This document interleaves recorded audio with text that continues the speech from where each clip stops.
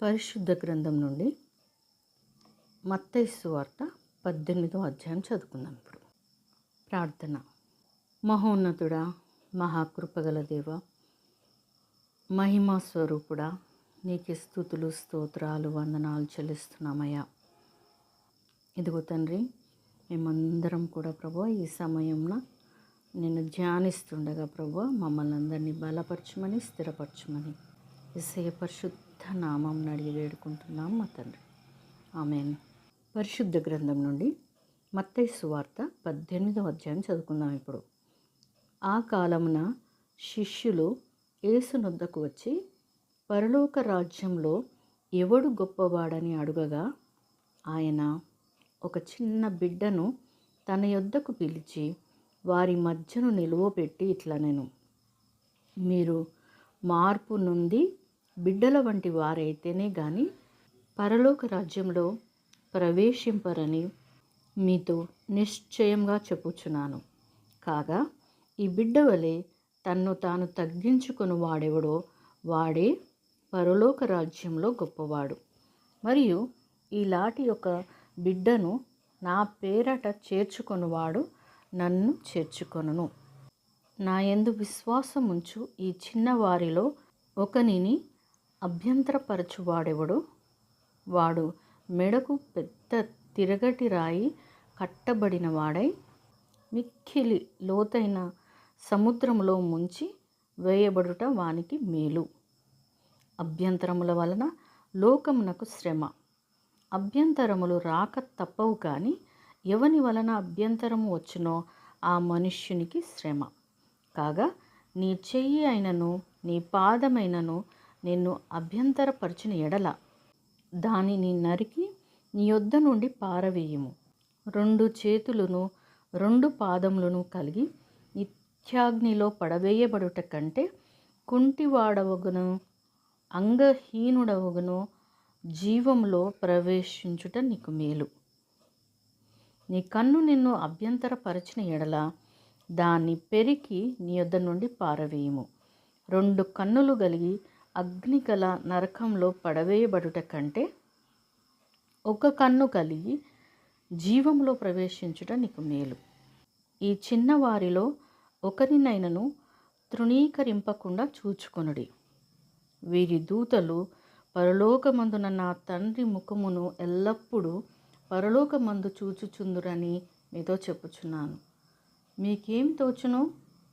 ఒక మనుష్యునికి 100 గొర్రెలుండగా వాటిలో ఒకటి తప్పిపోయిన ఎడల 99 కొండల మీద విడిచి వెళ్ళి తప్పిపోయిన దానిని వెదకడా? వాడు దాన్ని కనుగొనిన ఎడల 99 గొర్రెలను గూర్చి సంతోషించున్నంత కంటే దానిని గూర్చి ఎక్కువగా సంతోషించునని మీతో నిశ్చయంగా చెప్పుచున్నాను. అలాగుననే ఈ చిన్న వారిలో ఒకడైనను నశించుట పరలోకమందున్న మీ తండ్రి చిత్తం కాదు. మరియు నీ సహోదరుడు నీ ఎడల తప్పిదము చేసిన ఎడల నీవు పోయి నీవును అతడును ఒంటరిగా ఉన్నప్పుడు అతనిని గద్దించుము. అతడు నీ మాట వినిన ఎడల నీ సహోదరుని సంపాదించుకుంటివి. అతడు వినని ఎడల 2-3 సాక్షుల నోట ప్రతి మాట స్థిరపరచబడినట్లు నీవు 1-2 వెంటబెట్టుకొని అతని యొద్దకు పొమ్ము. అతడు వారి మాటయు వినని ఎడల ఆ సంగతి సంఘమునకు తెలియజెప్పుము. అతడు సంఘపు మాటయు వినని ఎడల అతనిని నీకు అన్యునిగాను సుంకరిగాను ఎంచుకొనుము. భూమి మీద మీరు వేటిని బంధింతురో అవి పరలోకమందును బంధింపబడును. భూమి మీద మీరు వేటిని విప్పుదురో అవి పరలోకమందును విప్పబడునని మీతో నిశ్చయంగా చెప్పుచున్నాను. మరియు మీలో 2 తాము వేడుకొను దేనిని గురించి అయినను భూమి మీద ఏకీభవించిన ఎడల అది పరలోకమందున్న నా తండ్రి వలన వారికి దొరుకునని మీతో చెప్పుచున్నాను.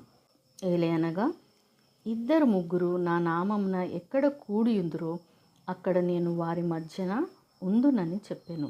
ఆ సమయమున పేతురు ఆయన యొద్దకు వచ్చి, ప్రభువా, నా సహోదరుడు నా ఎడల తప్పిదము చేసిన ఎడల నేనెన్ని మార్లు అతన్ని క్షమింపవలెను?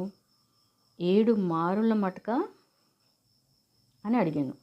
అందుకు యేసు అతనితో ఇట్లనెను, 7 మారుల మటుకే కాదు, 70 ఏండ్ల మారుల మటుకని నీతో చెప్పుచున్నాను. కావున పరలోక రాజ్యము తన దాసుల యొద్ద లెక్క చూచుకొన గోరిన ఒక రాజును పోలి ఉన్నది. అతడు లెక్క చూచుకొన మొదలుపెట్టినప్పుడు అతనికి 10,000 తలాంతులు అచ్చియున్న ఒకడు అతని యొద్దకు తేబడెను. అప్పు తీర్చుటకు వాని యొద్ద ఏమీ లేనందున వాని యజమానుడు వానిని, వాని భార్యను, పిల్లలను, వానికి కలిగినది యావత్తును అమ్మి అప్పు తీర్చవలెనని ఆజ్ఞాపించెను. కాబట్టి ఆ దాసుడు అతని ఎదుట సాగిలపడి మ్రొక్కి, నా ఎడల ఓర్చుకొనుము, నీకు అంతయు చెల్లింతునని చెప్పగా, ఆ దాసుని యజమానుడు కనికరపడి వానిని విడిచిపెట్టి వాని అప్పు క్షమించెను. అయితే ఆ దాసుడు బయటకు వెళ్ళి తనకు 100 దెనారములు అచ్చియున్న తన తోడి దాసులలో ఒకనిని చూచి వాని గొంతు పట్టుకొని, నీవు అచ్చియున్నది చెల్లింపుమనెను. అందుకు వాని తోడి దాసుడు సాగిలపడి, నా ఎడల ఓర్చుకొనుము, నీకు చెల్లించదనని వానిని వేడుకొనెను గాని వాడు ఒప్పుకొనక అచ్చియున్నది చెల్లించు వరకు వానిని చెరసాలలో వేయించెను. కాగా వాని తోడి దాసులు జరిగినది చూచి మిక్కిలి దుఃఖపడి వచ్చి జరిగినదంతయు తమ యజమానునికి వివరముగా తెలిపిరి. అప్పుడు వాని యజమానుడు వానిని పిలిపించి, చెడ్డదాసుడా, నీవు నన్ను వేడుకొంటివి గనక నీ అప్పంతయు క్షమించితిని. నేను నిన్ను కరుణించిన ప్రకారం నీవును నీ తోడి దాసుని కరుణింపవలసి ఉండెను గదా అని వానితో చెప్పెను. అందుచేత వాని యజమానుడు కోపపడి తనకు అచ్చియున్నదంతయు చెల్లించు వరకు బాధపరచు వారికి వాని నప్పగించెను. మీలో ప్రతి వాడును తన సహోదరుని హృదయపూర్వకముగా క్షమింపని ఎడల నా పరలోకపు తండ్రియు ఆ ప్రకారమే మీ ఎడల చేయుననెను. దేవుడు తన పరిశుద్ధ వాక్యమును మనందరి హృదయంలో ఫలింపచేయునుగాక. ఆమెన్.